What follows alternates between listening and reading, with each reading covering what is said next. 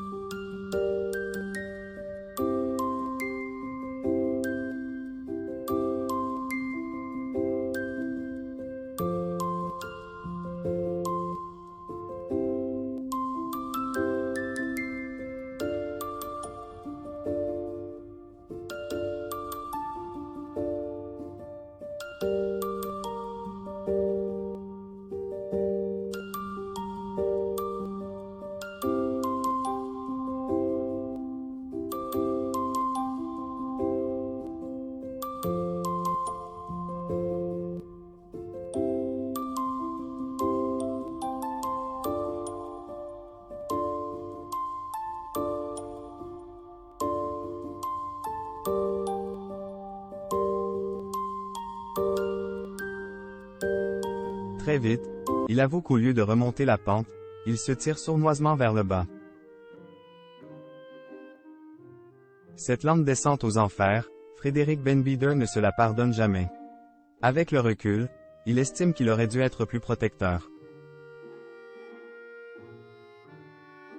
Ayant plus ou moins 2 décennies de plus que sa cadette, il ne joue pas la carte de la prudence, mais celle des excès. Faisant le point dessus, il persiste et signe. C'est un miracle qu'il soit de ce monde. Il y a quelques heures, Sonia De Villers de France Inter l'invite pour faire la publicité de son dernier livre.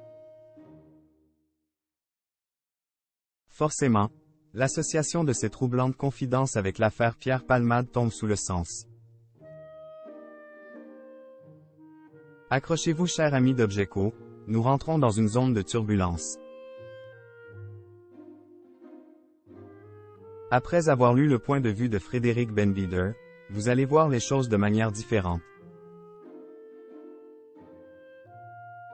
Un arrière-goût infâme de déjà-vu. Mettant les pieds dans le plat, Frédéric Beenbieder démarre les hostilités en faisant une échelle de gravité des produits. Ce qui est arrivé à Palmade est plus, à mon avis, lié à d'autres drogues nouvelles, comme la 3-MMC, dont je parle aussi, mais que je n'ai jamais essayé. Face à la poignée de fans s'accrochant à l'espoir de rémission de l'humoriste, il balance un argument choquant. Il ne faut pas croire un ancien toxicomane qui dit qu'il est guéri, parce qu'il ne l'est jamais. Au cours de ses nombreux passages à vide, il déplore la présence systématique de « bons samaritains ». Cette « confrérie » est capable de semer le trouble en quelques minutes. En effet, elle n'hésite pas à démolir toutes les résolutions. À cause d'eux et de la fragile motivation de certains, la rechute est plus que jamais d'actualité. Conscient qu'il a pu façonner des personnages de romans qui ont pu donner de mauvaises idées, Frédéric Beenbieder s'en exclut. Sur le plateau de TPMP, Jean-Marie Bigard a un autre point de vue que celui de Frédéric Beenbieder. Ayant fréquenté Pierre Palmade pendant plusieurs décennies, il voit bien que son ami s'enfonce sciemment dans l'univers des paradis artificiels.